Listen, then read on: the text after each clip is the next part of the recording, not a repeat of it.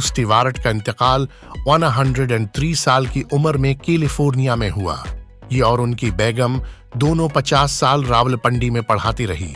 Professor स्टीवार्ट ने 1960 में अपनी अलविदाई तकरीर में उस खत्ती की बारी में बड़ी खूबसूरत बात की। उनका कहना था, पाकिस्तानी एक नाकारा और मफलूज कौम है। उसका कहना था, आस कौम को पहली उसकी माएं नकमा बनाती हैं। ये अपनी बच्चों का हर काम खुद करते हैं।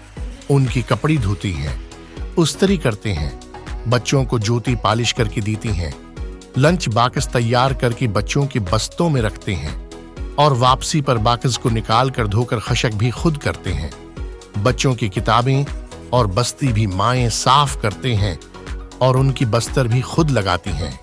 चनांच बच्ची नाकारा और सस्त हो जाती हैं और ये पानी के गिलास के लिए भी अपनी छोटी बहन भाइयों को आवाज लगा देती हैं या माँ को ऊंची आवाज में कहते हैं, अम्मी पानी तो दे दो।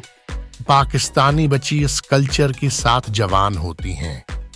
उसके बाद उनकी बीवियां आ जाती हैं। ये उन्हें अपना मजाजी खुदा समझते हैं और गुलामों की तरह उनकी खदमत करते हैं।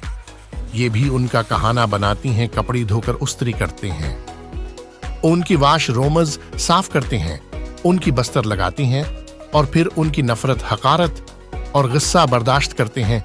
ये सब करना बरा नहीं है। बीवी को ख्याल रखना चाहिए, लेकिन हमारी नबी करीम सल्लल्लाहु अलैहि वसल्लम की जो संत है, अपना काम खुद करना, उसको भूली बैठी हैं और सस्तल वजूद है।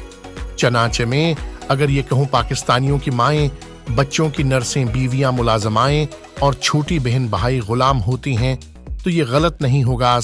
लिहाजा सवाल ये है, जो लोग इस माहौल में पल बढ़कर जवान होती हैं, किया वो नाकारा और मफलूज नहीं होंगे? प्रोफेसर स्टीवार्ट का कहना था, अगर तुम लोगों ने वाकई कौम बनना है तो फिर तुम्हें अपने बच्चों को शुरू से अपना काम खुद करने और दूसरों बलखुसूस वालिदीन की मदद की आदत डालना होगी, ताकि ये बच्ची जवानी तक पहुंचकर खुद मुख्तार भी हो सकें और जिम्मेदार भी। तुम खुद फैसला करो, जो बच्चा खुद उठकर पानी का गिलास नहीं ले सकता, वह कल कौम की जिम्मेदारी कैसी उठाएगा?